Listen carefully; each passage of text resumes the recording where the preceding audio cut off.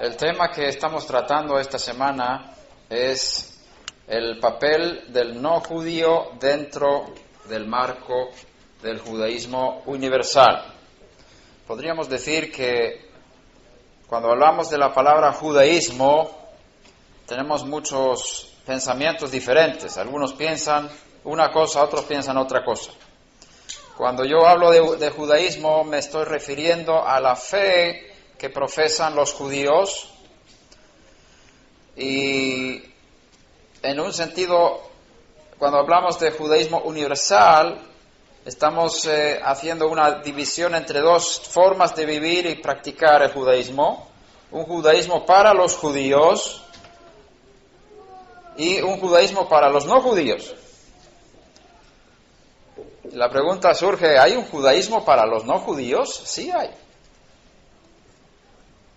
Si queremos llamarlo judaísmo u otra cosa, yo lo llamo judaísmo por asuntos pedagógicos, digámoslo así. Muchas gracias. Qué servicio completo. Gracias.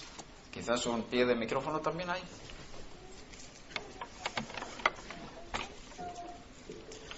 Bien, y un lapicero.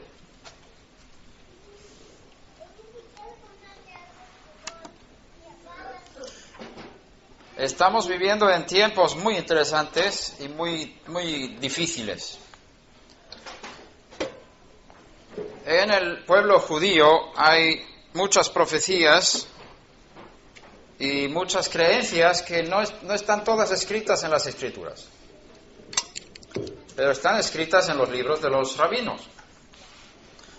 Una idea que se tiene es que en los últimos tiempos las personas no judías van a acercarse al judaísmo, van a acercarse hacia Israel, y esa es la señal de que el Mesías vendrá. Entonces, cuando ahora se está mirando hacia todo el mundo en este tiempo, se está viendo un fenómeno que quizás nunca se ha visto, por lo menos no con esta fuerza en la historia de la humanidad, que muchos gentiles, los que no son judíos, ellos ponen su cara hacia los judíos y quieren aprender de los judíos. Y eso es algo muy diferente.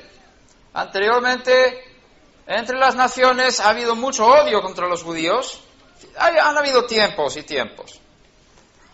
Pero como ahora se está viendo millones y millones de no judíos que están diciendo: esto de los judíos, quizás hay algo que ellos nos pueden enseñar. Y quiero marcar ahora al principio que ser judío no significa tener un estatus superior como ser humano.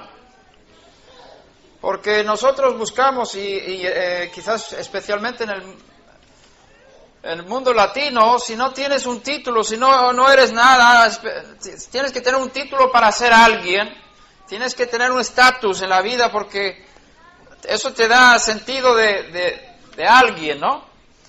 Entonces, uno piensa que si me hago judío voy a ser superior, voy a ser más.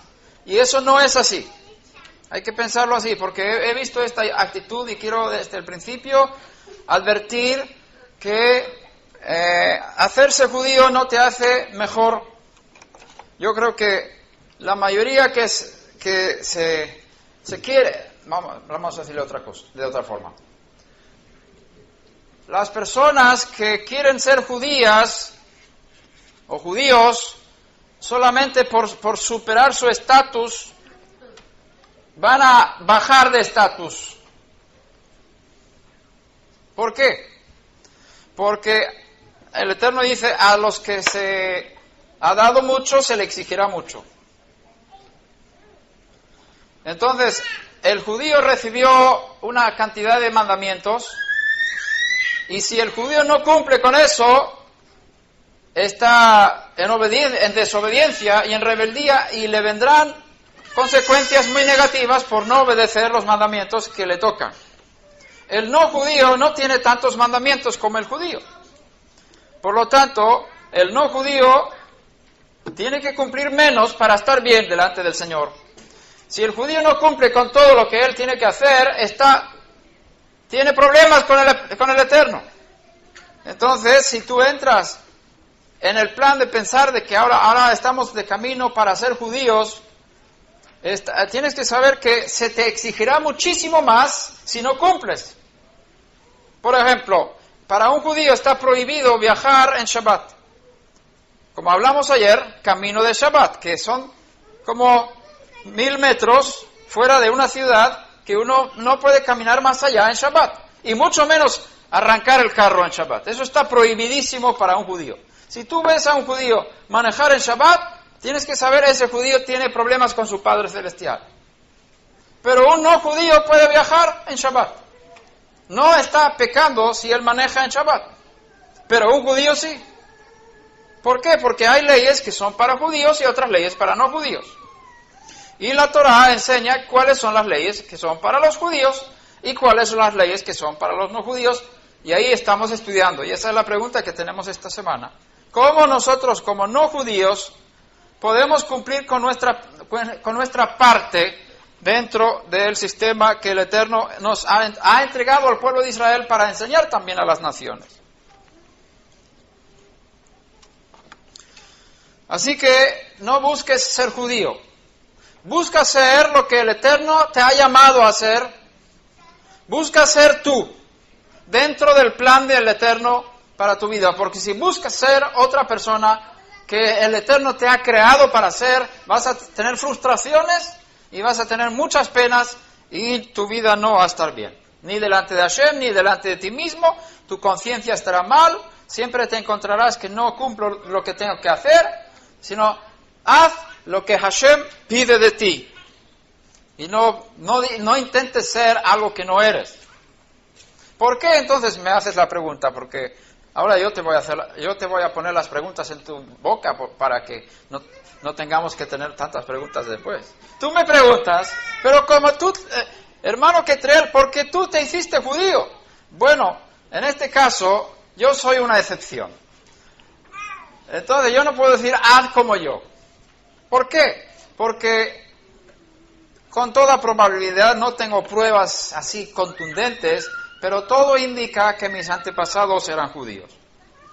Lo más fuerte en esto no son las pruebas de la genealogía, sino un fuerte sentir dentro de mi alma que yo soy judío.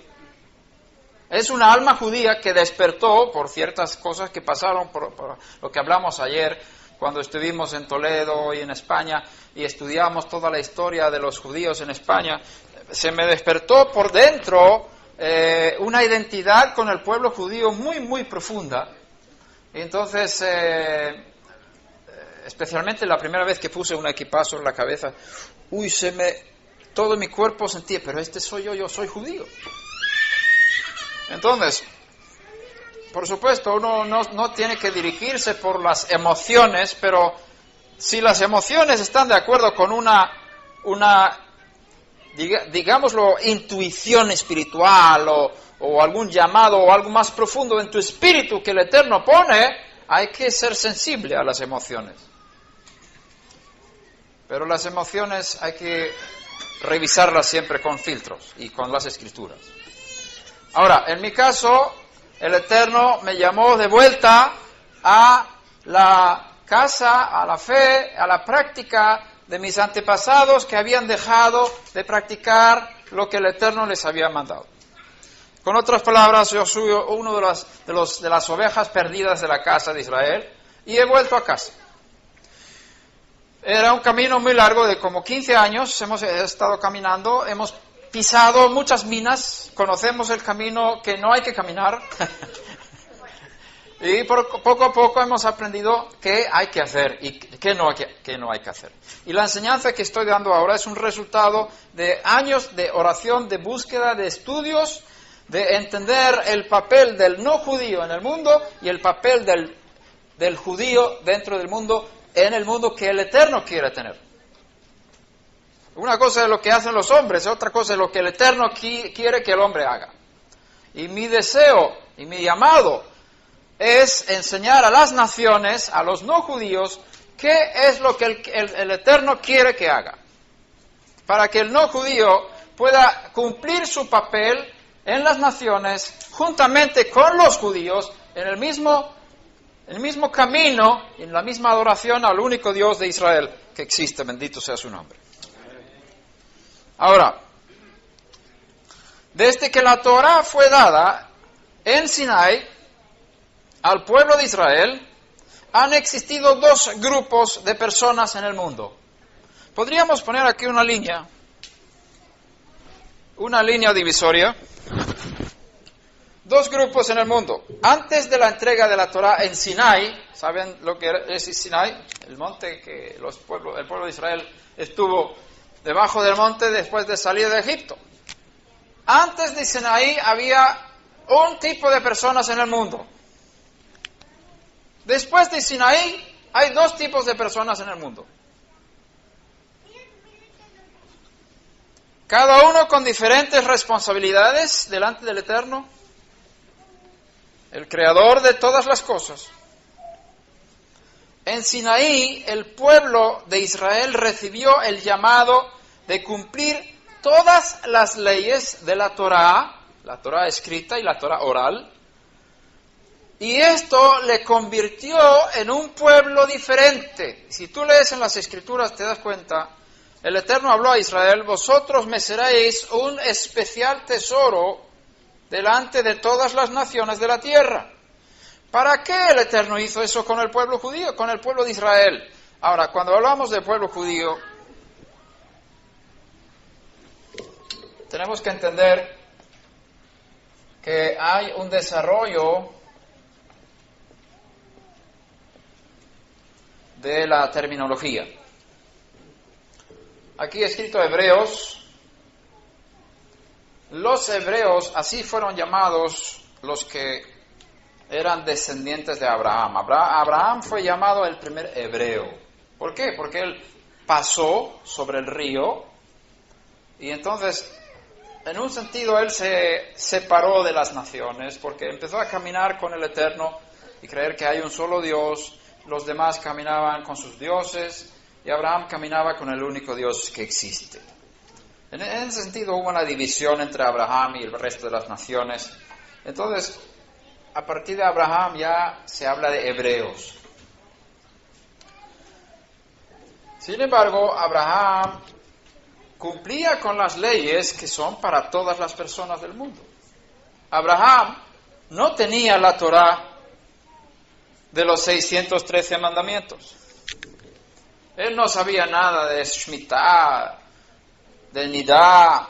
Quizás de Nidá algo, y ahora perdona que use palabras hebreas, pero lo hago con propósito. Aunque no me entiendas todo, no te preocupes. Abraham Avinu no sabía lo que era Shatnez. Eran términos que venían en Sinai, cuando el pueblo recibió la Torá escrita. Abraham y su pueblo fueron llamados hebreos. Después, cuando bajaron a Egipto, fueron llamados hijos de Israel y podíamos ponerlo israelitas. ¿Se ve bien? Quizás con uno negro se ve mejor. No hay, pues, azul. Y después, eso está mejor. Los israelitas, como aquí hubo una división, la casa del norte y la casa del sur, conocéis la historia, esto se ha enseñado aquí, ¿verdad? Las 10 tribus del norte, las 2 tribus del sur, las 10 tribus del norte fueron destruidas y esparcidas por el mundo, se quedaron las 2 tribus del sur con algunas representaciones también de las tribus del norte y la tribu de Judá fue la más importante de la casa del sur. Por lo tanto, a partir del tiempo del destierro a Babilonia, más o menos, entonces fueron llamados judíos. Sin embargo, técnicamente o religiosamente o halágicamente, o lo que quieras llamar, ser judío no es en primer lugar, escucha bien esto, ser judío no es en primer lugar pertenecer a una étnica, a un pueblo étnico, una etnia, como decir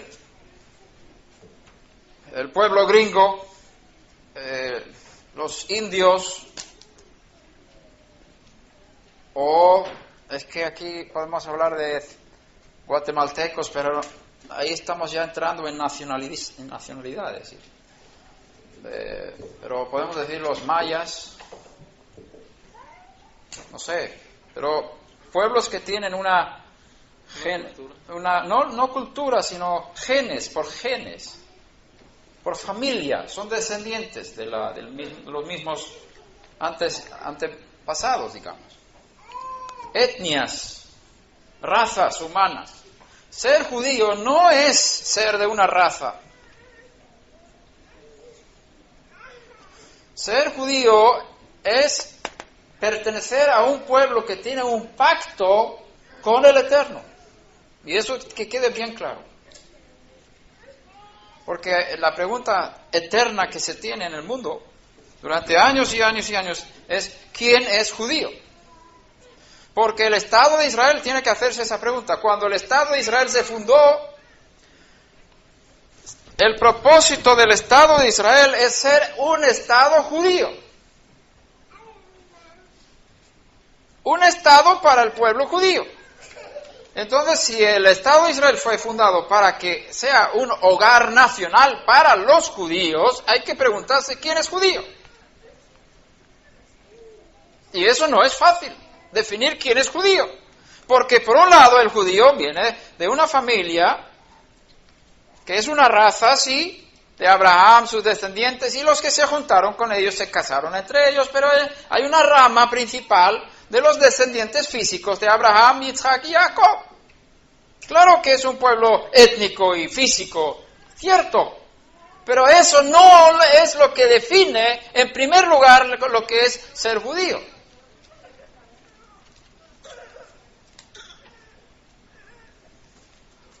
¿Qué es entonces?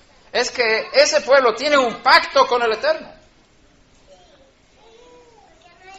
El pacto es lo que hace la diferencia entre quién es y quién no es. Sin embargo, el Estado de Israel tiene un problema.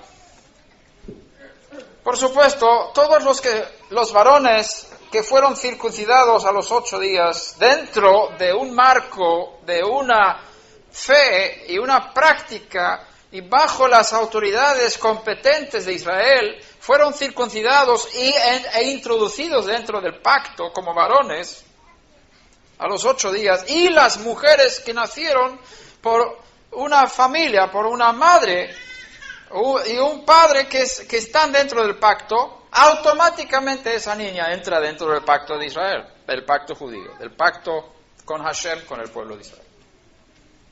Es el pacto de la circuncisión, también para mujeres. Aunque ellas no se circunciden en la carne, están dentro del pacto de la circuncisión, por nacer dentro de esa familia. El pueblo, el Estado de Israel ha dicho, bueno, cuando se fundó el Estado, tenían que definir quién es judío. Porque si dicen, todo el que es judío puede venir a vivir a Israel, tiene que decir quién es judío. Claro, está fácil si ya fueron circuncidados a los 8 días, pertenecen a una comunidad judía, ya tienen sus prácticas religiosas judías. Es fácil definir, ellos son judíos, que vengan a Israel a vivir. No, para ellos no era difícil. Pero luego están los matrimonios mixtos. Un judío se casa con una judía por ahí, fuera de Israel, y la pregunta es, ¿los hijos son judíos o no son judíos? Hijo de padre judío y madre no judía, si ella no hizo la conversión, ¿ese hijo puede hacer aliyá y vivir en Israel? ¿Sabe lo que el Estado dice? Según la halajá de los rabinos, según las leyes leyes judías de miles de años, una persona que nace de una madre judía es judío por nacimiento.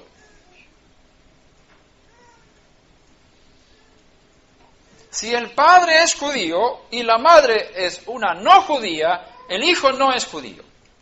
Eso enseña la ley judía. Antes de existir el Estado de Israel, eso ya existía. Eso lo ves también en el libro de Esdras, cuando había matrimonios mixtos. Los que vinieron de Babilonia a Israel, algunos hombres se casaron con mujeres, algunos hombres judíos se casaron con mujeres no judías. Y sus hijos hablaban medio hebreo, medio otra lengua. Y Esdras se llenó de celo. ¿Por qué es el pueblo? En 2 o 3 generaciones no tendremos pueblo. Hay que hacer algo. Entonces dijo a los hombres, tenéis que separaros de vuestras mujeres no judías y que lleven los hijos consigo. Porque el pueblo santo está en un peligro tremendo. Antes nos enviaron a Babilonia, al exilio, y corríamos el peligro de asimilarnos con las naciones, pero ahora que estamos volviendo a la tierra, os estáis casando con mujeres no judías, prohibidísimo. Porque nuestros hijos van a perder la fe, van a mezclarse con las ideas de las naciones, entonces tenéis que hacer divorcios aquí. No está permitido a un hombre judío casarse con una no judía. Prohibido. Y en ese sentido, ahí ves en el libro de Esdras y Nehemías, cómo hicieron un pacto delante de Hashem, de no casarse con no judías, y los que lo habían hecho tenían que divorciarse de ellas y las mujeres se llevaban los hijos. Entonces esos hijos no eran judíos.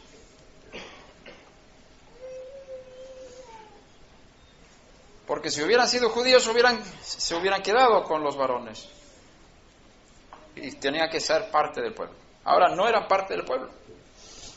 Ahora, el Estado de Israel permite a los hijos de los varones judíos, aunque la madre no sea judía, puede hacer aliá por ser hijo de padre judío, pero no lo reconoce como judío. Entonces en Israel tenemos personas que son judíos, parte del pacto de la circuncisión, y tenemos otras personas que son descendientes de judíos, pero no son parte del pacto de la circuncisión, porque son de madre no judía, viven en Israel, son ciudadanos en el Estado de Israel, son israelíes, pero no son judíos. Esos ejemplos, por ejemplo, se cuenta que entre el 1 millón de rusos que hay en Israel, hay 1 millón de rusos, inmigrantes rusos, que vinieron durante los últimos 30 años más o menos, de Rusia para Israel. Se cuenta, si yo no tengo la cifra exacta, pero se cuenta más o menos que el 30% de ellos son judíos. Con otras palabras, hay 700.000 rusos en Israel que son israelíes, tienen la nacionalidad de Israel, pero no son judíos, no están dentro del pacto de la circuncisión. Y para complicarse la cosa, el Eterno ha hecho esta cosa, porque Él es el dueño de todo, Él es el que maneja la historia como Él quiere, nada le viene de sorpresa, Él ha hecho todo desde el principio y ha planificado cómo va a ser todo. Entonces, para complicarse la cosa, el Eterno ha permitido que los árabes que vivían dentro del territorio de Israel, cuando Israel se fundó como Estado, se quedaran ahí. El Estado dijo, mira, los árabes que viven aquí, los beduinos que llevan aquí muchos años, algunos son nuevos, otros tienen una generación, otros varias generaciones que han vivido en la tierra, otros venían y se movían de diferentes países. Los que quieren quedarse, los que estuvieron aquí cuando fundamos el Estado, que se queden. No me acuerdo de la cifra, a ver si, creo que había como 60.000. No me acuerdo bien. Seguro que me equivoco, búscalo en Wikipedia, verás. ¿Cuántos beduinos árabes hubo en el territorio de Israel cuando se fundó el Estado? Pero digamos que 100.000, más o menos. Entre 100.000 y 200.000, para decir una cifra así más.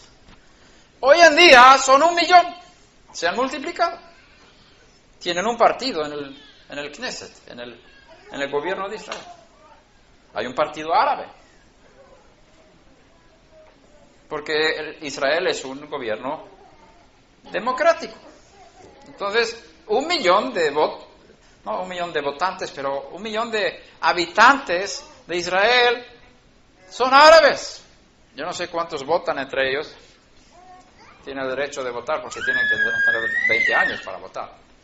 No, 18 años. Por otro lado, tienes un grupo de personas en Israel, en el Estado de Israel, que no quieren saber nada del judaísmo. Por lo menos así dicen. Pero si aprietas un poquito los tornillos, ellos practican muchas cosas por tradición. Pero no quizás porque quieren servir al Eterno, pero quieren tener su Shabbat, quieren tener encender las velas, quieren hacer, las fiestas. Pero ellos no quieren saber nada del judaísmo, dicen. Son seculares. Ellos quieren ir a las playas, desnudarse, vivir de forma liberal. Muchos de ellos salen de Israel, se casan con no judíos y tienen hijos. Entonces, nacieron como judíos. Según la halajá, ellos son judíos. Según la ley judía, ellos son judíos. Ahora se casan con no judíos. Y en Israel no pueden casarse civilmente. No existe el matrimonio civil en Israel. Tienen que ser avalados por los rabinos. Y los rabinos dicen, tú no puedes casarte si eres judío o eres judía. Prohibido casarte con un no judío. Prohibido. No está permitido. Y es una ley antigua, como vimos ahí en tiempo de Esdras. Pero la gente no quiere. La gente pasa de los rabinos. Muchos en Israel. El Estado de Israel es un Estado laico, no es un Estado religioso. A pesar de eso, los rabinos tienen poder en ciertas áreas de la legislación. Y en la legislación del matrimonio, los rabinos tienen la autoridad. Y dicen, no permitimos que se casen judíos con no judíos. No reconocemos esos matrimonios. Y no podemos permitir que se casen civilmente. Tiene que ser según las normas de nuestro pueblo. Pero los que no quieren, ellos se van a Chipre. Y ahí las agencias de viajes, ellos venden viajes baratos. 2 semanas a Chipre, incluido boda y luna de miel, y vuelves a Israel y ya tienes tu mujer contigo.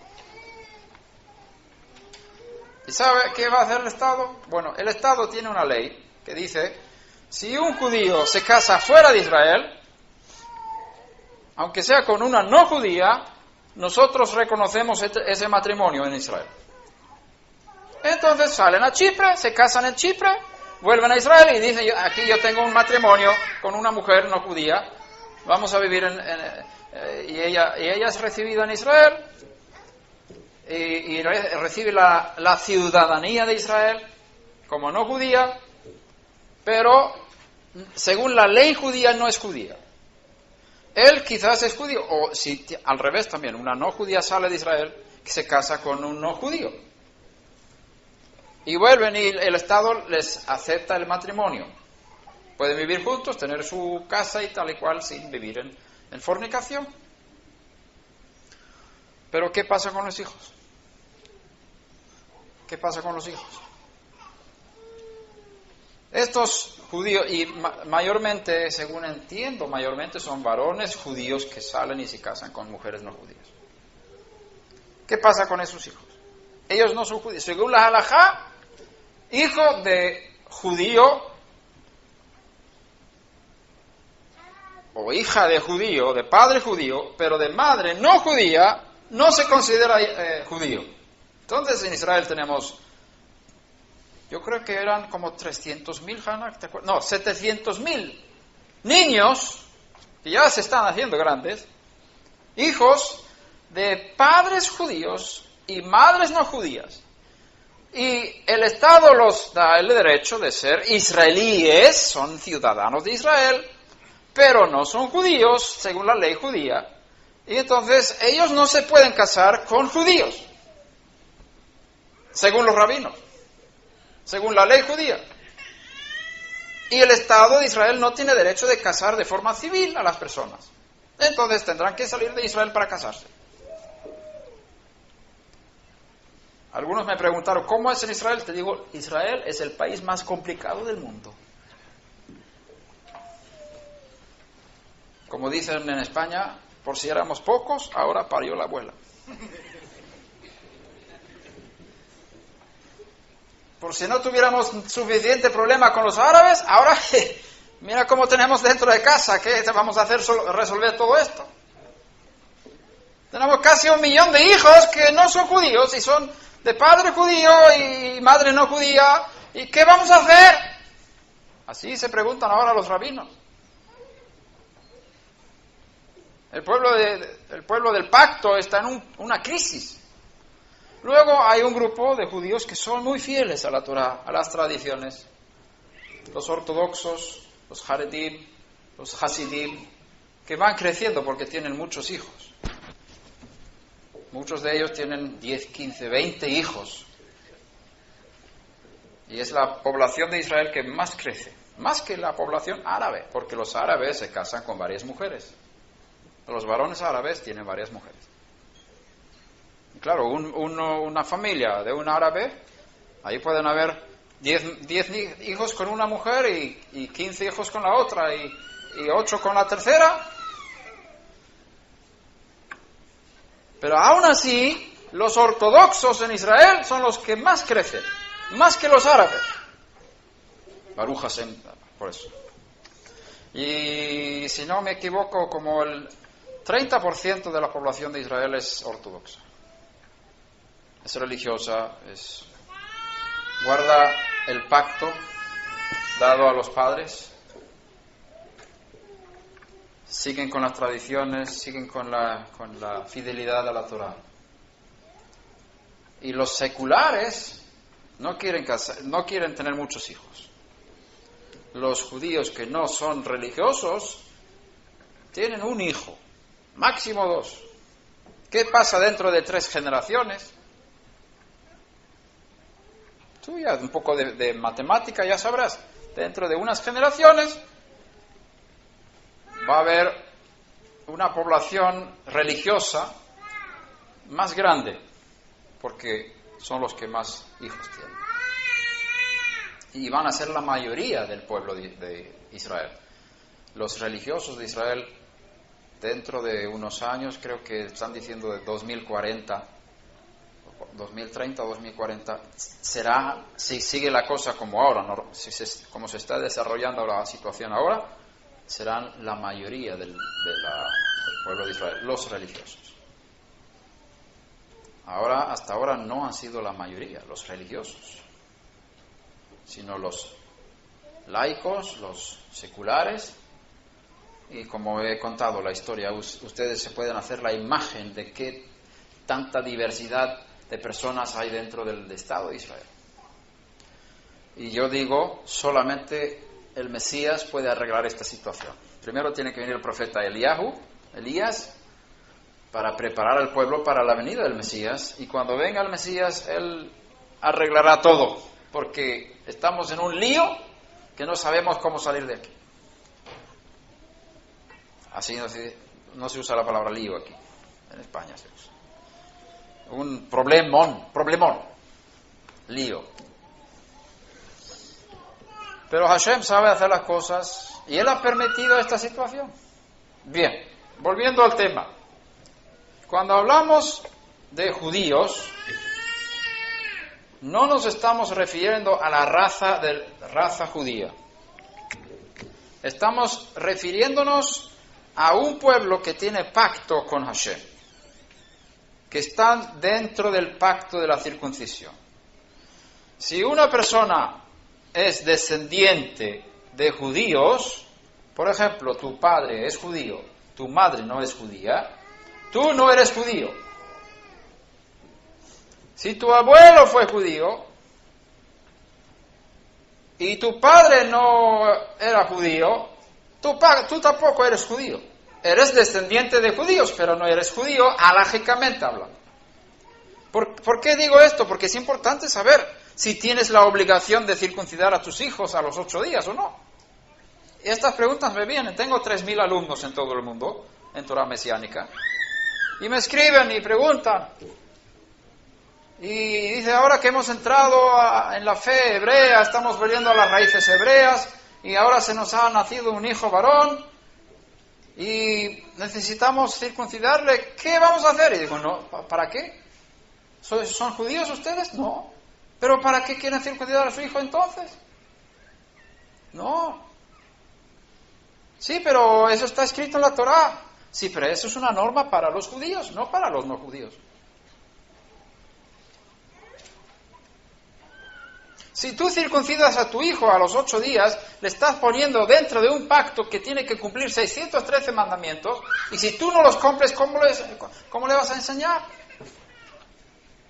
Él no tiene ninguna obligación de circuncidarse, y tú como no judío no debes circuncidar a tus hijos. Pero quiero hacerlo porque quiero identificarme con los judíos y pues es una cosa también buena de manera médica, o sea, ¿cómo se llama la palabra? De salud.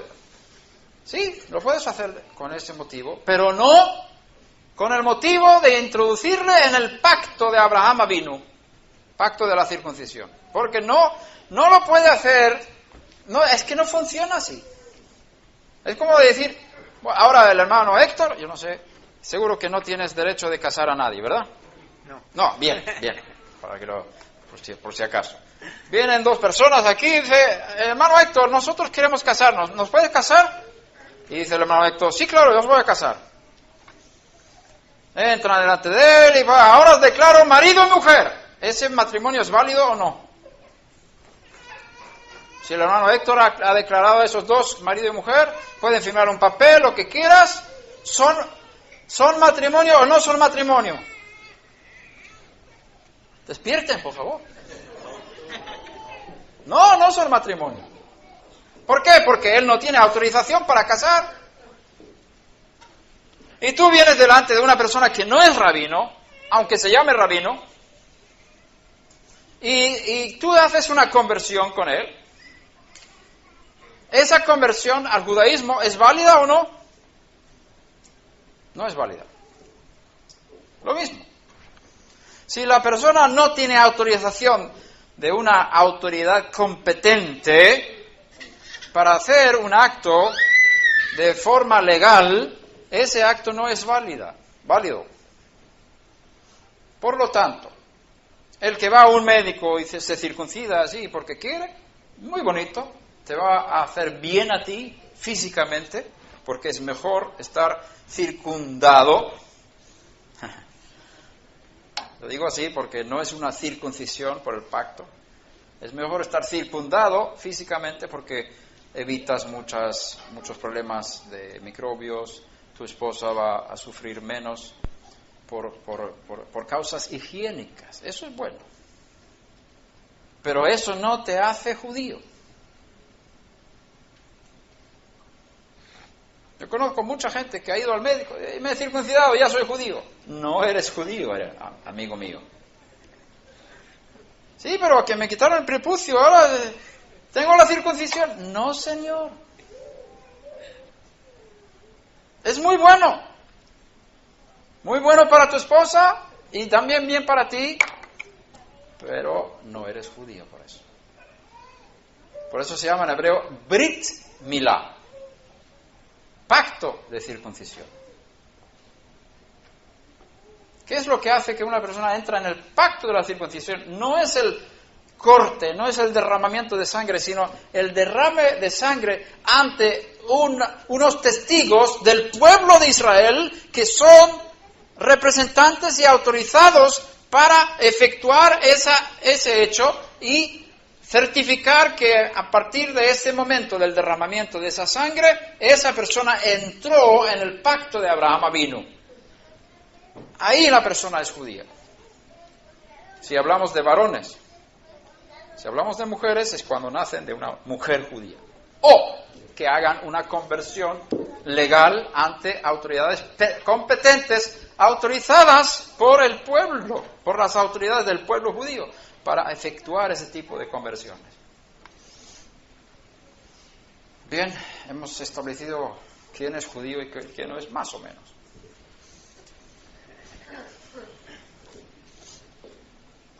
Entonces, el pueblo judío son los que tradicionalmente siguen fieles al pacto. Y se juntan con ellos otros de fuera que hacen la conversión. En Hechos de los Apóstoles usan el término prosélito. Es una palabra griega, si no me equivoco. Soy muy mal en griego, lo siento mucho.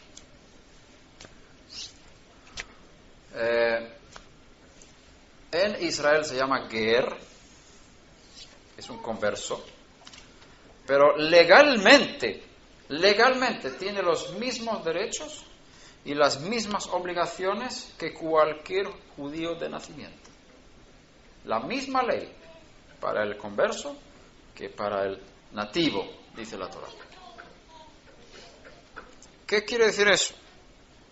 Que uno que viene de fuera, que hace la conversión ante una autoridad competente para ser converso, para ser ger, para ser prosélito, para ser judío legalmente, a partir de entrar en ese pacto de la circuncisión,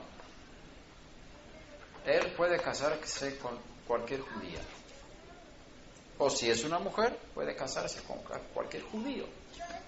Pero no tiene el derecho de casarse con una no judía.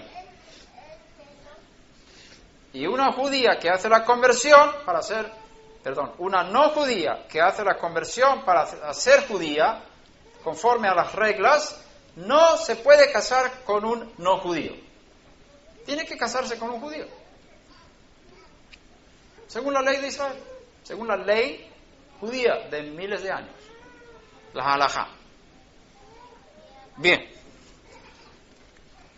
A partir de Sinai se dice en hebreo, Sinaí en español, así que no digas que estoy diciendo mal, si digo Sinai, porque así se dice en hebreo.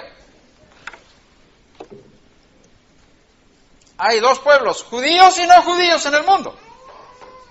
O eres o no eres, no hay nada en medio.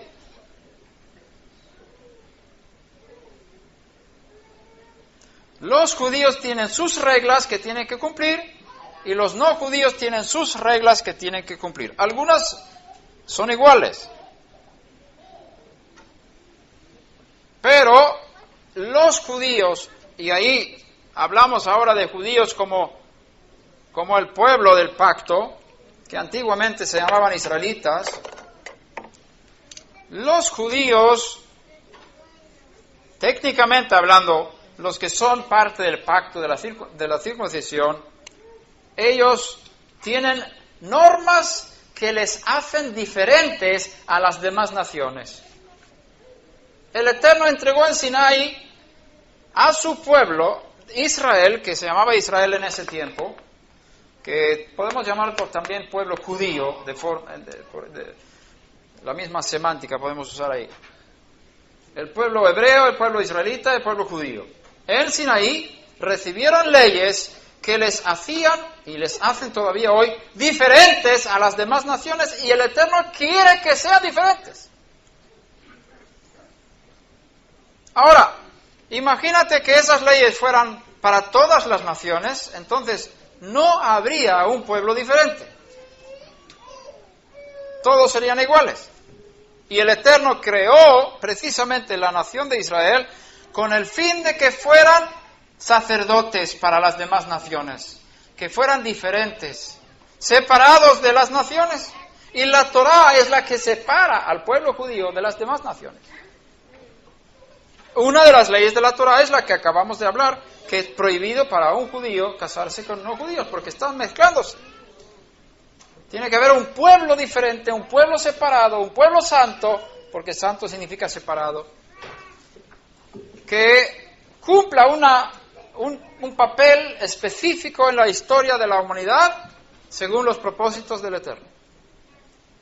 Y las demás naciones tienen que entender que tienen su papel y no tienen que convertirse en judíos para agradar al Eterno, sino vivir en lo que el Eterno quiere para ellos.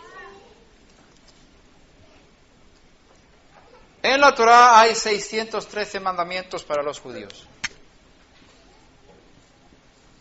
Esto estudiaron ustedes, ¿verdad? ¿Cuántos mandamientos de ellos son positivos? Aquí son ustedes todos conocedores. 248 positivos. ¿Y cuántos negativos? 365 mandamientos negativos de los 613.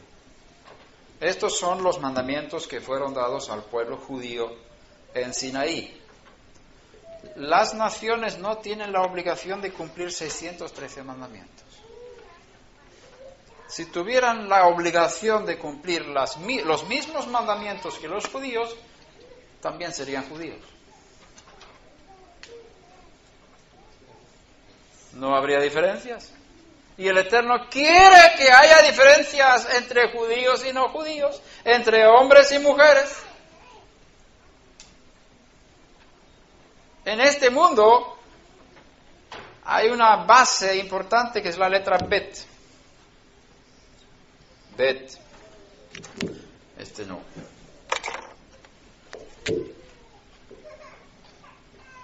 Este tampoco. Voy a escribir con los tres para que se vea bien. Bet. La letra Bet. ¿Cuál es la letra Bet? ¿Qué número tiene la letra Bet en el alfabeto hebreo? 2. La letra Bet es la primera letra de la Torá. ¿Cuál es la primera palabra de la Torá en hebreo? Bereshit. Bereshit. La letra Bet es la primera letra de la Torá. Y la letra Bet significa 2. Y dice, Bereshit bara Elohim et hashamayim ve'et haaretz. En el principio creó Dios los cielos y la tierra. Con otras palabras, con la letra Bet, el Eterno creó el mundo.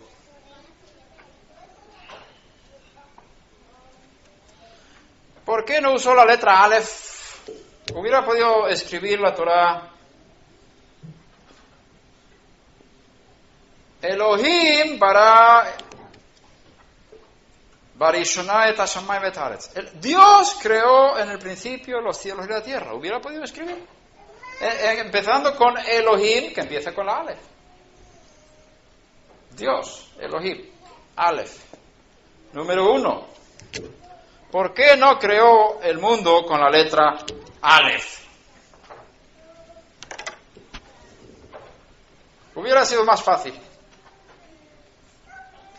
Ahora creó el mundo con la letra Bet, con 2, siempre 2.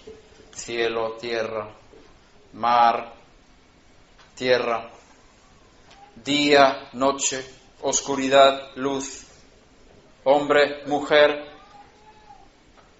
Israel, naciones. Todo rige, la letra Bet rige sobre todo el sistema de la creación actual. Aquí abajo, en este mundo, es la Bet la que tiene la autoridad. Fue creada esta tierra y este mundo por la letra 2, la letra Bet. Esta es la razón por la que el Eterno quiere que haya diferencia entre hombres y mujeres, entre Israel y las naciones. Eso no quiere decir que uno sea mejor que el otro. ¿Verdad que sí, hermanas? ¿Los hombres no son mejores? ¿Verdad que sí, hermanos, que las mujeres no son mejores? Excepto en algunas cosas, que son muchas. Lo que hay que decir es que cada uno tiene su rol, su papel, su llamado en esta creación. Y el Eterno creó al judío para ser de una forma y creó al no judío para ser de otra forma. Y los dos no deben mezclarse, pero los dos deben intercambiar y relacionarse según los propósitos del Eterno para cada uno. Por eso, Él juntó el matrimonio con hombre y mujer para que juntos nacieran hijos y que cumplieran los propósitos divinos. Bet se convierte en Aleph. Los dos serán una sola carne. Y el propósito con este mundo es que todo se convierta finalmente en Aleph, pero eso es cuando venga el siglo venidero. Pero, bueno, hay muchas cosas profundas. ¿Que se puede borrar esto? Parece aquí un jardín. De los jardineros aquí, que son muy buenos. Muchos colores. Bien. Israel recibió 613 mandamientos. Las naciones no recibieron mandamientos en Sinaí,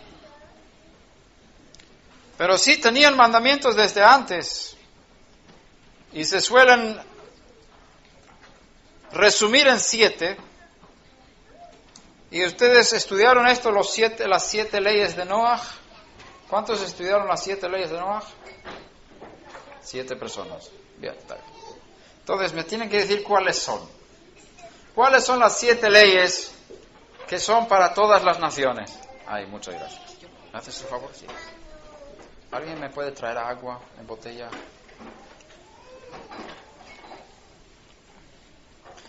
¿Cuáles son las 7 leyes que son para todas las personas de la tierra? No idolatría. No cometer idolatría. A ver, otro. No comer carne de animales ahogados. No comer carne de animales ahogados. Diría yo de otra forma. No comer Alimentos prohibidos. No comer miembros de un animal vivo. Partes de un animal vivo.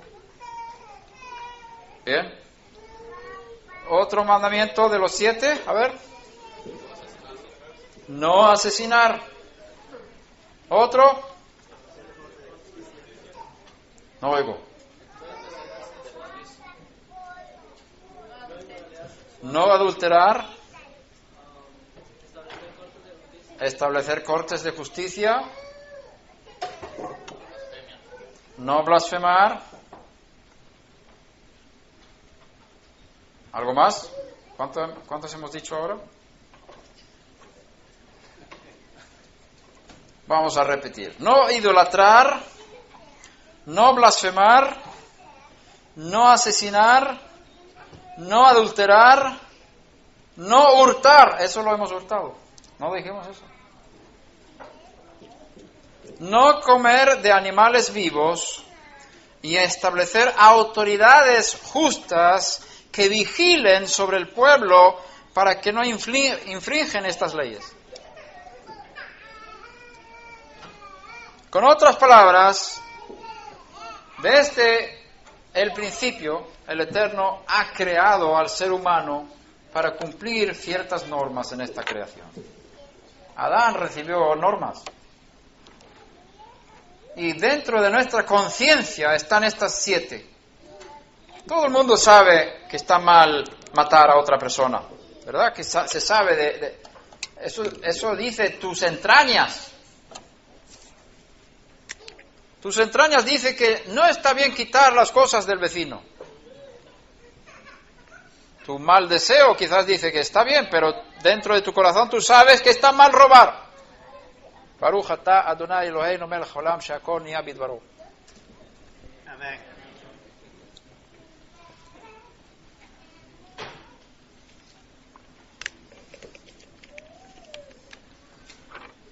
Las 7 leyes de Noaj, como se llaman así, son parte de la conciencia del ser humano. Me escriben de todo el mundo, me preguntan, ¿dónde están las 7 leyes de Noé? Muéstrame en la Biblia dónde están. Se puede mostrar en la Biblia. Pero, hay un pero aquí. ¿Qué fue dado primero, la Biblia o la conciencia? Ajá. ¿Cuánto tiempo vivía el hombre sin la Torá escrita?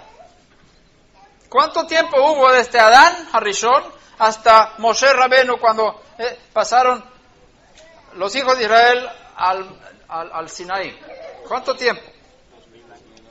Vamos a decirlo fácil, 2000 años. ¿Cuántos mil años hay ahora desde Adán? ¿Cuántos miles de años hemos vivido desde Adán? Desde Adán. Estamos casi en el año 6000, desde Adán. La humanidad, y olvídate de los que dicen que el hombre tiene 1 millón de años y cosas tontas. Eso dicen porque no creen en Dios. Ahora, si nosotros hemos vivido 6000 años en este mundo, y la Torá fue dada después de 2000 años, hemos vivido 4000 años con la Torá, y 2000 años sin Torá. Durante esos 2000 años sin Torá, ¿hubo conciencia? Claro que sí. Entonces, ¿por qué necesitas la Torá escrita para mostrar las 7 leyes de Noé? Es algo natural.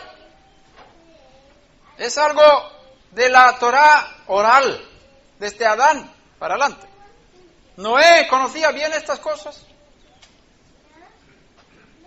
Y sabes una cosa, cuando el Eterno juzga a un pueblo por un pecado, es porque hay una culpa y el pueblo sabe que hay una culpa.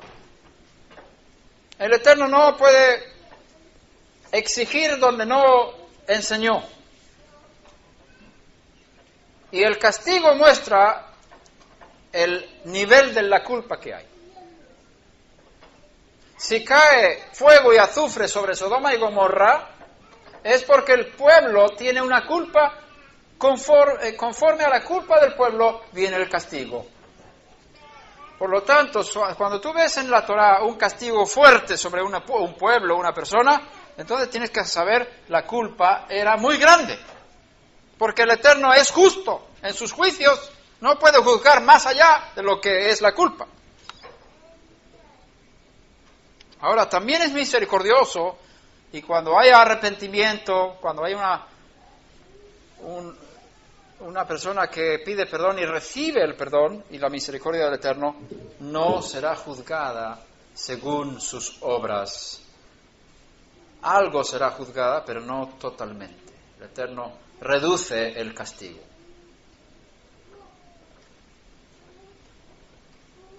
Y si una persona cree en Yeshua, que Él llevó mi castigo, sufrió por mi pecado, yo me arrepiento de mi pecado, el Eterno carga en Él mi pecado y Él sufre por mi causa, sufre mi castigo de muerte.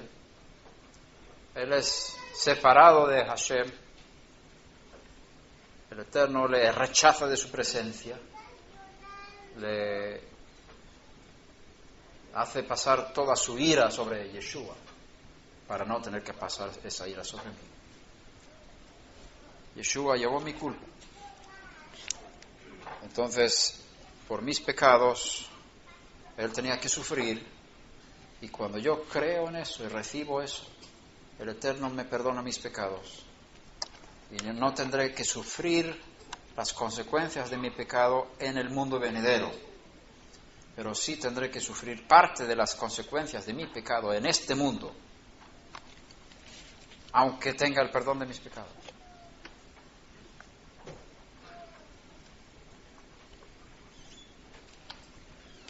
Mira lo que pasó con el rey David. Miró desde su tejado una mujer. Se estaba bañando. y su esposo estaba en el ejército haciendo guerra. Y el rey David no estaba con el ejército haciendo guerra, estaba en casa, de vacaciones. Y entonces la mujer, lista, pero su marido no estaba. Y el rey se aprovecha. Su Yetzer Hará le dominó. Se acuesta con ella. Y luego la mujer dice, estoy embarazada. El rey quiere arreglar el asunto. Trae que al marido de la guerra para que se acueste en su casa, pero el marido no quiere acostarse en su casa, se acuesta en la puerta. Entonces el rey dice, ¿qué hago? Hay un problema aquí. Entonces el rey escribe una carta al general del ejército y dice, mira, cuando pasa este hombre cerca de la ciudad, retiraros de él para que se muera, para que los flecheros de la muralla le tiren flechas. Y así pasó, murió el hombre. Y David se casa con esta mujer. Y dice, lo que David ha hecho no era agradable a los ojos del Eterno.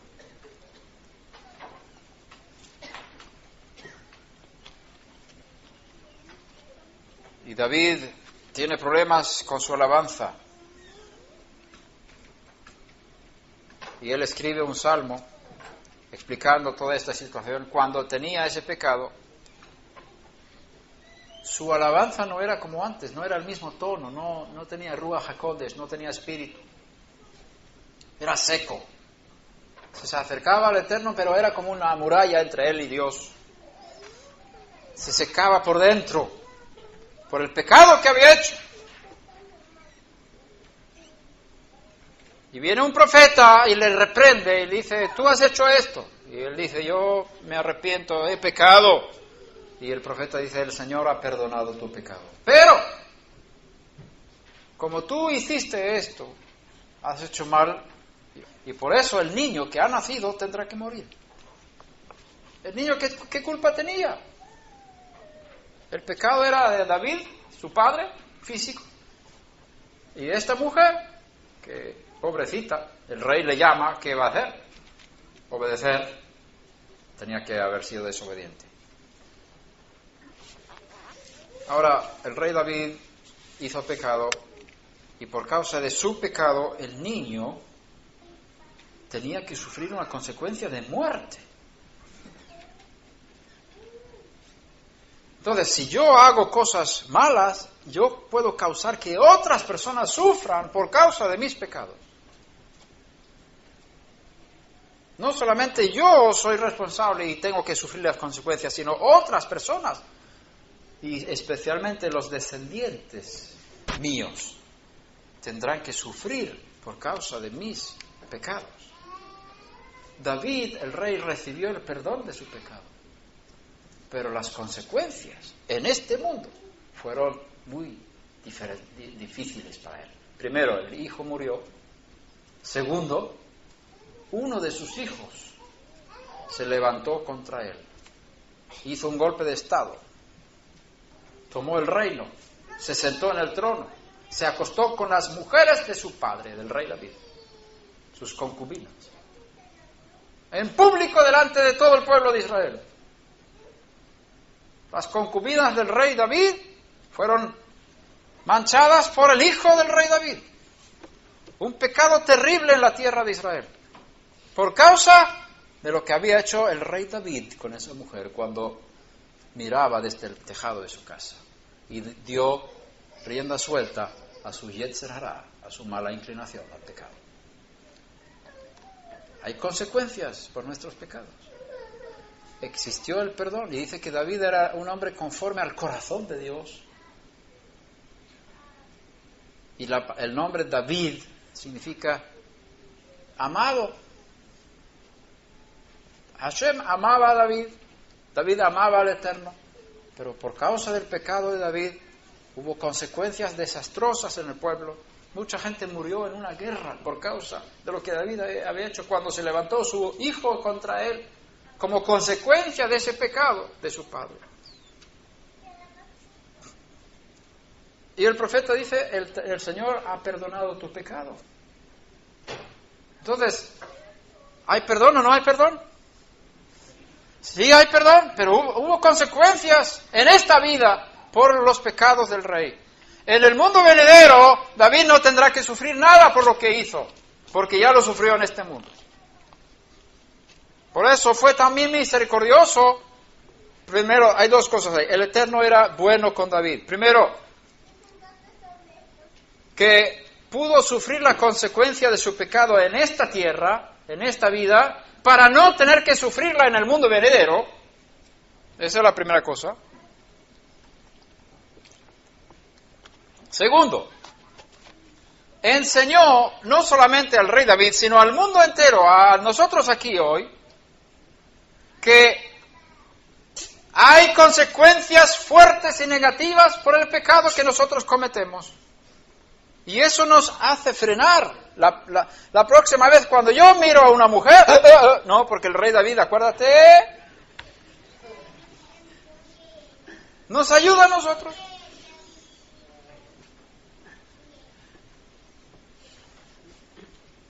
Por eso, hermanitas, cuidado con vuestros vestidos.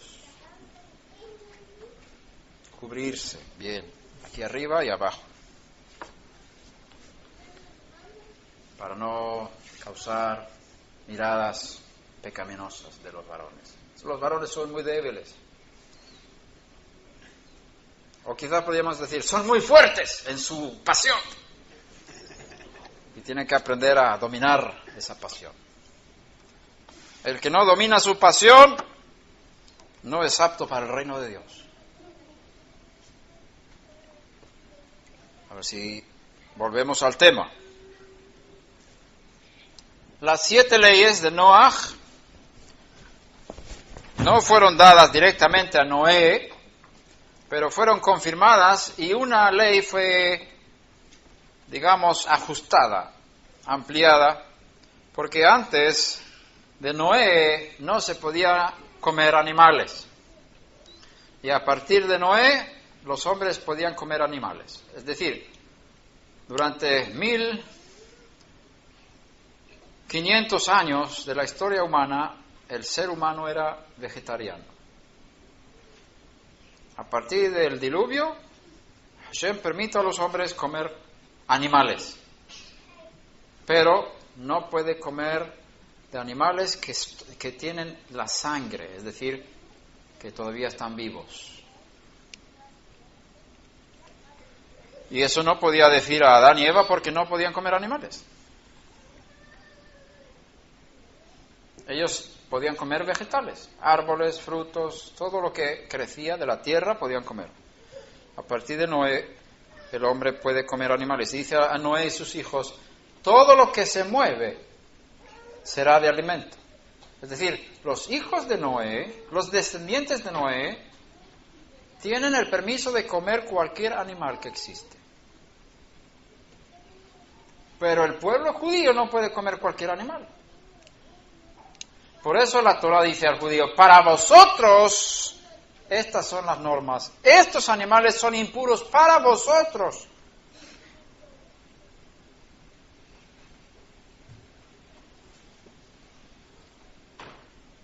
El cerdo para vosotros es impuro, pero no para las demás naciones.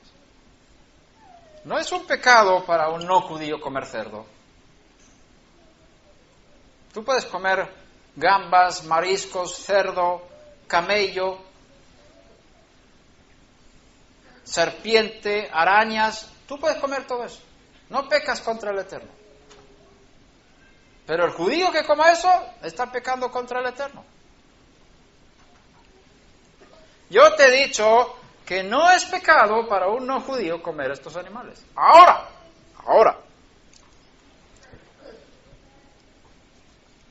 El Eterno entregó al pueblo de Israel una dieta que hizo que ese pueblo se santificara, se acercara más a Él y pudiera estar en su presencia sin sufrir consecuencias negativas.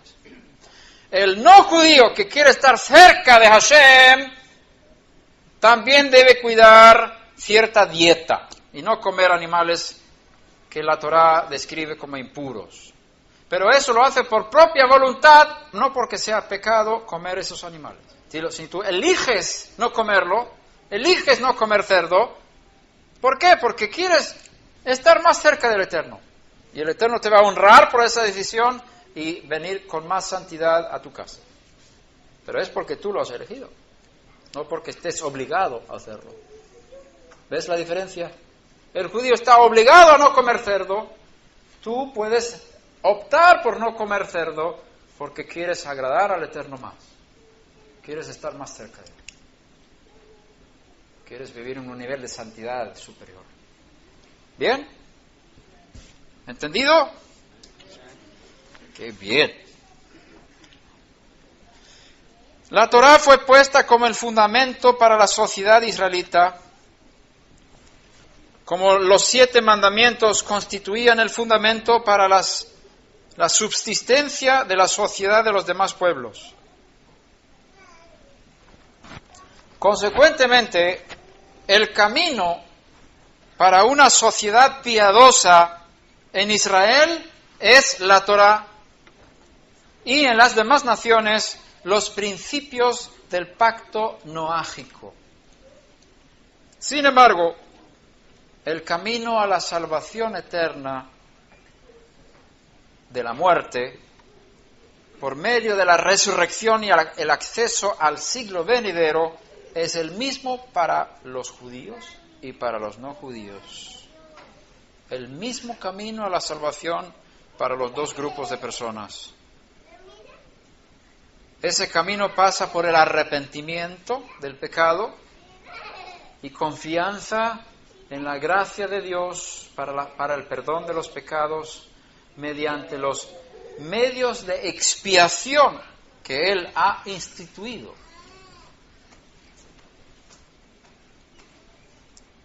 El mayor de ellos es la muerte de Yeshua.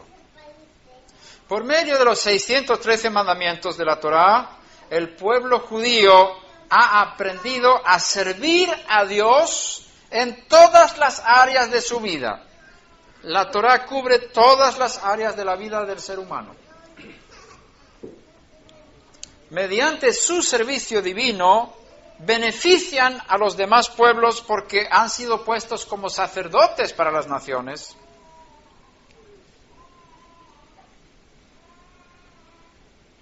Ahora, los no judíos tienen el privilegio de poder servir al Dios de Israel con todo su corazón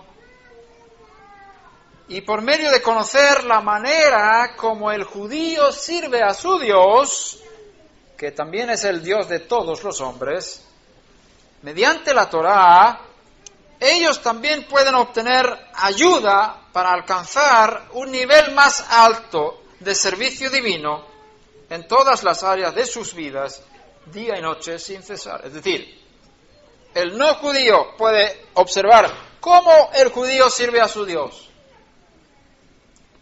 y aprender del judío lo que le agrada al Señor. Porque Hashem le dijo al judío, mira, tú eres mi pueblo, mi siervo, y tú eres mi sacerdote. Yo quiero que me sirvas de esta manera, de esta manera, de esta manera. Haz esto, esto y esto, y es agradable para mí. No hagas esto y esto y esto y esto y esto, porque esto no me gusta. Entonces tú miras al judío para saber lo que le gusta al Eterno. Y aprendes de la vida de adoración del judío, cómo Hashem quiere ser adorado. ¿Verdad?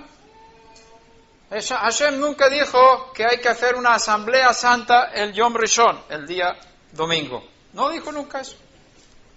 Hashem dijo, en el día de Shabbat tenéis que hacer una asamblea santa y reuniros delante de mí. Eso dijo el Eterno. Entonces, el Shabbat es el día especial cuando se tiene un encuentro con el Eterno. Y el Shabbat no viene de Sinaí, el Shabbat viene de la creación. Vamos a hablar del Shabbat durante esta semana. Paralelamente con las 6 prohibiciones en el pacto noágico, hay 6 prohibiciones: no blasfemar, no idolatrar, todo eso. Paralelamente hay cosas positivas. Vamos a hacer unas preguntas aquí. Veo que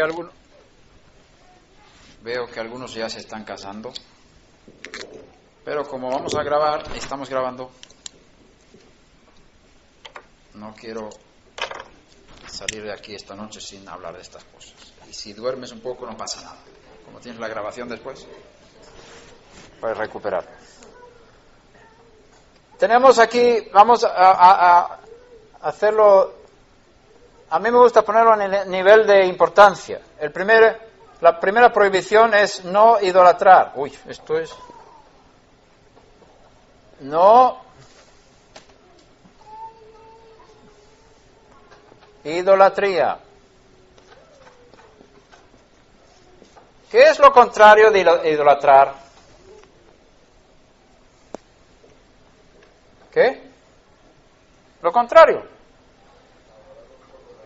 Adoración, ¿no? Adorar. Entonces, paralelamente con todos estos mandamientos negativos, que son 6, hay un lado positivo. La Torah dice: apártate del mal y haz el bien.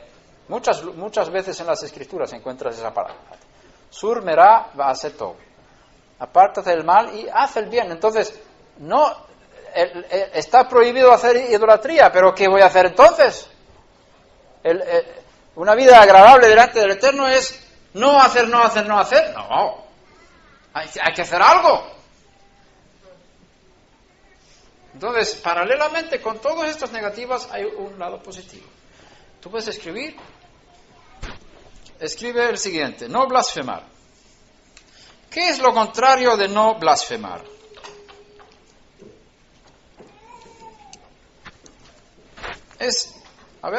¿Qué es blasfemar? Hablar contra Hashem, cosas feas y malas. Alabar. ¿Bien? Entonces, en lugar de blasfemar, ¿qué vas a hacer con tu lengua? Alabar.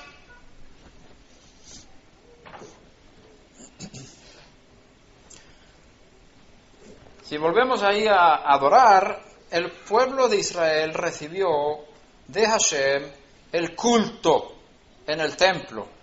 El Eterno enseñó al pueblo judío cómo adorarle de forma agradable. Entonces, el no judío puede aprender del judío cómo adorar a Dios. Y ahí mi esposa quizás tendrá tiempo para enseñar a las hermanas cosas del Sidur. No sé si vais a entrar en eso. Bueno, quizás con el tiempo. De cómo el judío adora a su Dios, sirve a su Dios, día y noche, a través de las oraciones y las alabanzas. Y el no judío puede aprender de estos principios porque el Eterno ha enseñado al judío cómo hacer las cosas. ¿Qué es lo contrario de asesinar? No asesinar. ¿Qué es eso? Claro, yo no voy matando gente, pero ¿cuál es el lado positivo de ese mandamiento negativo? ¿Perdón? Dar vida, tener muchos hijos, ¿no? Hay más ahí. Amar, porque la raíz de asesinar es el odio. Muy bien. Amar y transmitir vida al prójimo implica, entre otras cosas, valorar y proteger la vida humana. Vamos a poner aquí amar, pon amar. Amar y dar vida.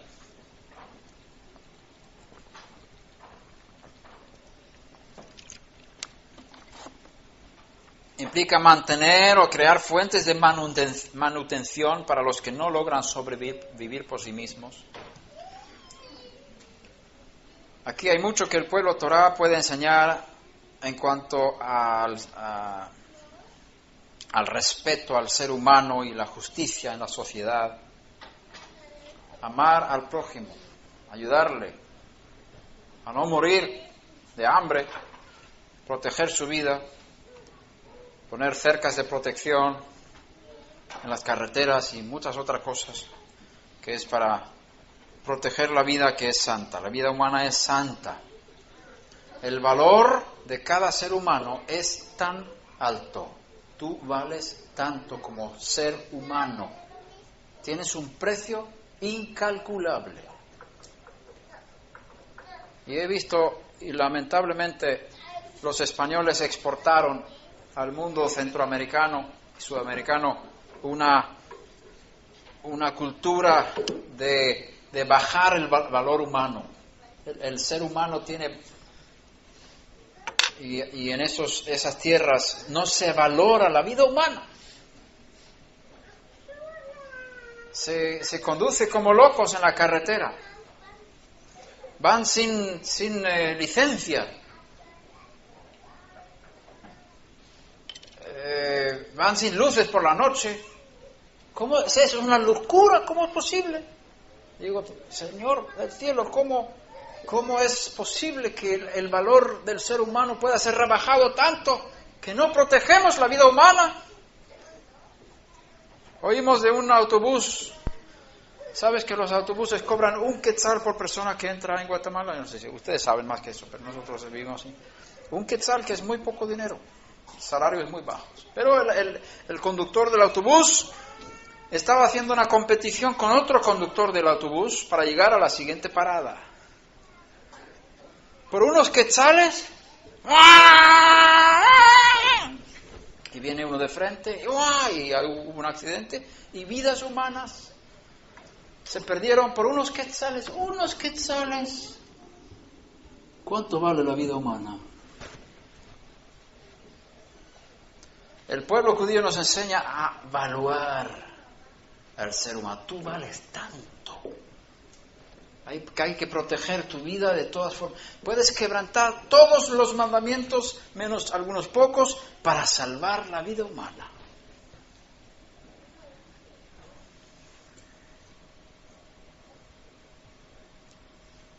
La vida humana es la más sagrada que hay en este mundo.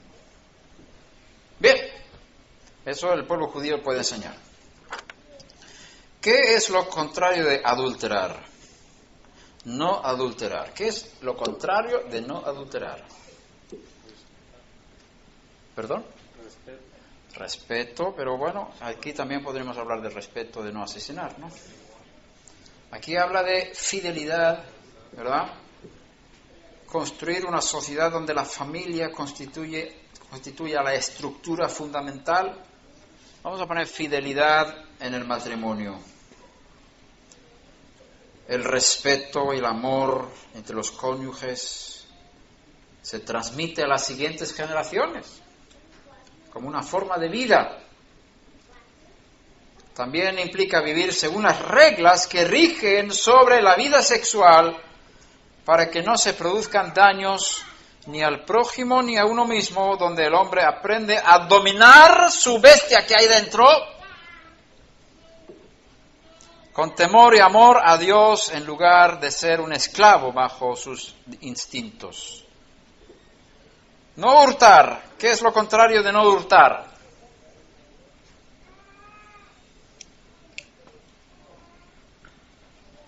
Respetar la propiedad privada.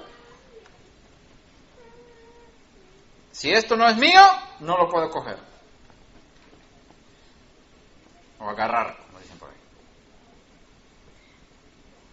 Si no es mío, es que es de nadie. No es de nadie, es de alguien. Si no es mío, no lo voy a llevar. Mi madre me enseñó, empieza con una aguja y termina con una copa de plata. No sé si existe ese dicho por aquí. Tú quitas de una aguja, aunque quites una aguja que no es tuya, de alguien, ya empezaste en el camino del robo. Empiezas con eso y terminas con una copa de plata. Respetar la propiedad del prójimo, aunque sea su tiempo.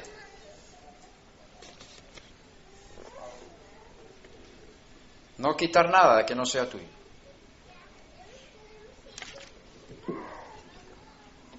Compartir de lo que sobra para los que sufren necesidades para que puedan ser ayudados.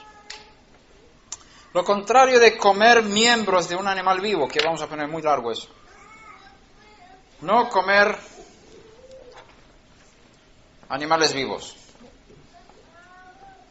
Miembros de un animal vivo, está bien. Es tener un estilo de vida y edificar una sociedad que no cause daños innecesarios a los animales.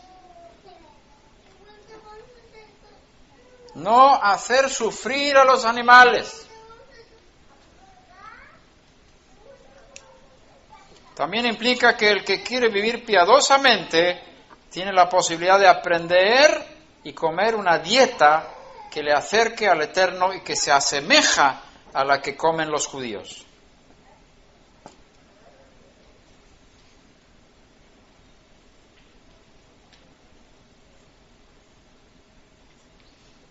¿Ya tenemos 6? Sí. Muchas gracias, hermano Héctor. Entonces, en lugar de pensar que todo es negativo, piensa, todo es positivo. Claro, yo no cometo idolatría, pero tengo que hacer algo en lugar de eso, ¿no? Tengo que aprender a adorar y servir al Dios vivo todo el tiempo de mi vida. Por eso dice, alabadle al Eterno todas las naciones. También la alabanza, ¿no? Adoración y alabanza. Vamos a seguir hablando en esta semana de estas cosas. Porque el pueblo judío puede enseñar a los no judíos cómo servir a Dios, cómo alabar a Dios. El judío usa instrumentos de música para alabar a Dios. En el templo había diferentes tipos de instrumentos. El Señor ordenó que se cantara ante Él con instrumentos. Es una ordenanza del cielo. Alabar al Eterno con... Mira el Salmo 150. Mira, vamos a buscar el Salmo 150.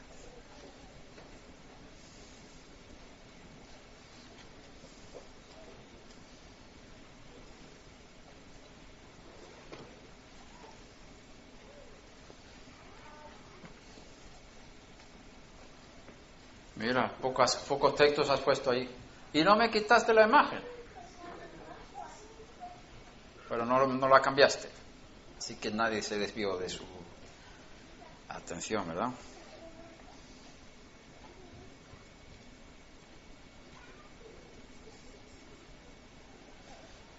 Salmo 150, ¿lo tienes ahí?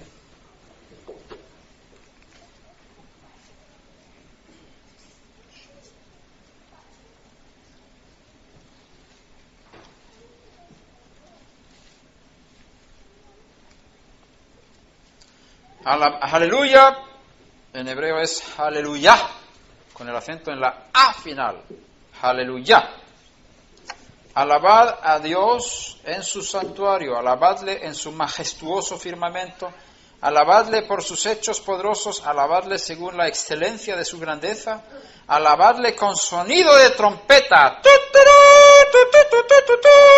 alabadle con arpa y lira, alabadle con pandero y danza, alabadle con instrumentos de cuerda y flauta, alabadle con címbalos sonoros, alabadle con címbalos resonantes, todo lo que respira alabe a Hashem, aleluya. Es un salmo de los muchos que hablan de que hay que alabar al Eterno con instrumentos. El único día cuando no alabamos al Eterno con instrumentos es el Shabbat. ¿Por qué el judío no usa instrumentos en Shabbat? Por la destrucción del templo. Y decimos, bueno, ¿cómo vamos a estar con instrumentos que se hacían en el templo, el Shabbat, con toda la orquesta ahí, los cantores y los instrumentos y todo eso, que no tenemos templo? Entonces, y por otros motivos también que, por ejemplo, el shofar no se puede tocar en Shabbat. Porque no se puede cargar un objeto en lugar público en Shabbat. El judío. Ahora no estoy hablando a los no judíos. Estoy enseñando cómo el judío guarda el Shabbat. Para el judío está prohibido pasar un objeto de un lugar público a un lugar privado en Shabbat. Y cargar cosas en un lugar público. Por ejemplo, yo no puedo cargar mis llaves de mi casa y caminar 2 metros en la calle fuera de mi casa con las llaves en mi bolsillo. Estoy cargando. Y eso está prohibido para un judío. No puedo cargar nada en Shabbat. Y mucho menos un instrumento entonces. Un shofar. Por eso los sabios establecieron prohibido tocar shofar en Shabbat para que el pueblo no violara el mandamiento de no cargar en Shabbat. Y también hay otros motivos por los cuales no usamos instrumentos musicales en Shabbat. Pero el resto de la semana se alaba al Eterno con instrumentos. No en la sinagoga, no en las oraciones, eso también porque no tenemos templo, pero en otros lugares. Y cuando tengamos templo, tendremos otra vez muchos instrumentos de alabanza al Eterno.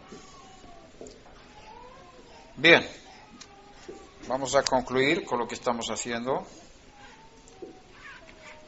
¿Cómo puede uno que quiere vivir piadosamente entre los pueblos hacer de manera práctica estas cosas que hemos estado diciendo? Adorar, alabar, servir al Eterno de mejor manera. ¿Cómo podrá servir al Eterno en los días comunes, en los días festivos, en Shabbat? ¿Cómo puede el no judío celebrar Shabbat, por ejemplo? Hay miles de reglas para un judío para el Shabbat. La pregunta es, ¿el no judío tiene que cumplir todas esas reglas para hacer el Shabbat igual que el judío? ¿O puede hacer parte de lo que hace el judío en Shabbat? ¿Cuánto hay que hacer, cuánto no hay que hacer? Esas son muchas preguntas que tenemos. Y llevamos años estudiando esto. Y no tengo todas las respuestas, pero algunas sí creo que tengo de parte del Eterno para ayudar a los no judíos a celebrar el Shabbat, a guardar parte de guardar el Shabbat y tener un día muy, muy agradable delante del Eterno y delante de los hombres. Y los otros días de la fiesta también. Lo que tienes que saber como no judío es que no estás obligado a guardar el Shabbat. Debes cesar de tu trabajo, de las actividades normales de la semana en Shabbat, pero guardar el Shabbat es algo muy, muy, muy fuerte. La palabra guardar es muy fuerte. Celebrar Shabbat, descansar en Shabbat, eso sí debe hacer el no judío, pero guardar el Shabbat como el judío no del todo, no debe hacerlo, porque no fue creado para eso. No hay problema que maneje algo en Shabbat si va a venir a la reunión, por ejemplo. Pero si vas a ir de compras, ya es otra cosa.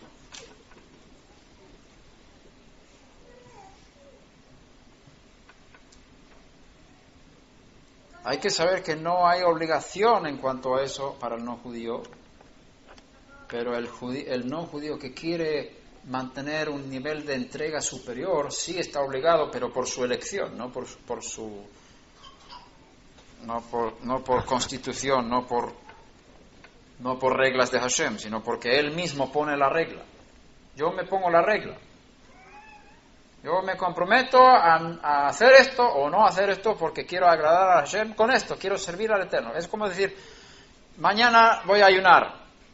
Me pongo una regla. Prohibido para mí comer y beber mañana. Pero eso no es una obligación, no estoy obligado, pero me obligo a mí mismo, pongo una regla sobre mí mismo. Entonces, mañana yo no voy a comer ni beber y delante de Hashem me propongo ayunar. Ahora, si yo como al mediodía, ¿qué hago? Yo peco. Peco contra un compromiso que me hice a mí mismo y delante de Hashem de no comer. Y yo como al mediodía, estoy pecando. Pero yo no estaba obligado a ayunar, no, pero yo me puse la regla. y como la quebranté, estoy pecando. Ahora, si te pones una regla, guárdala y manténla. Entonces, cuidado de poner reglas. Si no estás obligado. Por eso dice el rey Salomón, si prometes algo delante de Hashem, sé cuidadoso en cumplirlo, porque es mejor no cumplir, no prometer y no cumplir, perdón, es mejor no prometer que prometer y no cumplir.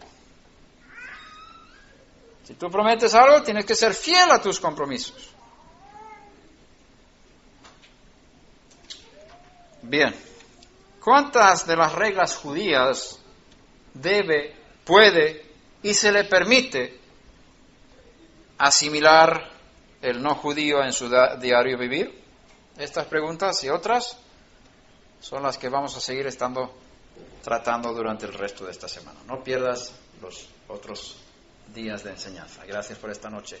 Si hay preguntas, vamos a pasar a esas ahora.